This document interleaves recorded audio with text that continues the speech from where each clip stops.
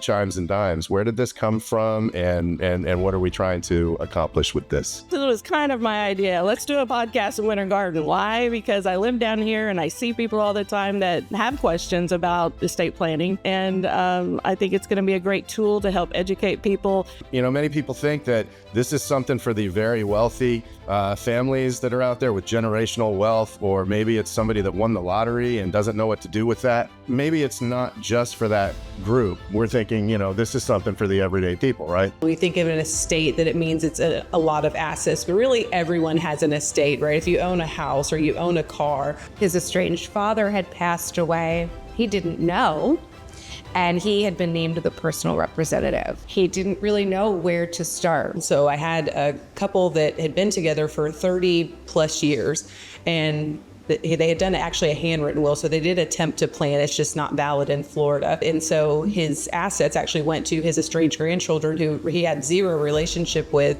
And we're talking $1.5 million that she didn't receive because there was not proper planning in place. Hey, what's the best stock for me? My answer is generally going to be, there is no best one stock for you. We try to formulate a basket of stocks that gives us the optimal risk-adjusted return. Timeline-wise, of course, I say it's never too early to make a plan. It's never too late, never too early. It's always a good time to start. We also have an old saying that if you don't have a plan, the state of Florida has a plan for you, and you may not like that plan. A will is something that most people are familiar with. That's going to be a testamentary instrument for you to give your stuff to the people you love and care about when you're no longer here. A trust's a private document, not a public document, and it also has other benefits such as avoiding probate, but it can also be a way to help a family member who has some sort of special needs. If you provide them with more income, they're not going to qualify for Medicaid. And yet, if you don't provide them with more income, they're not going to be able to afford housing. Just say my brother, because he's the one that's working, he can only make so much money.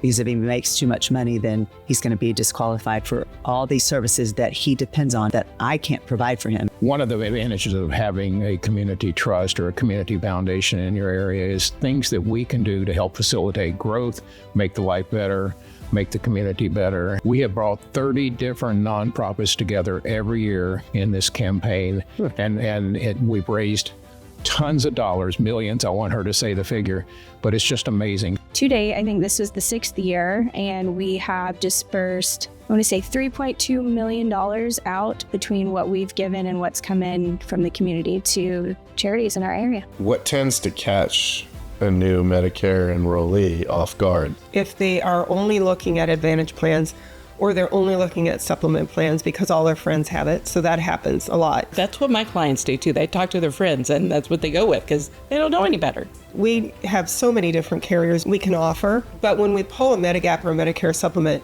some of them have lower prices than others. Some of them raise their prices every year more than others.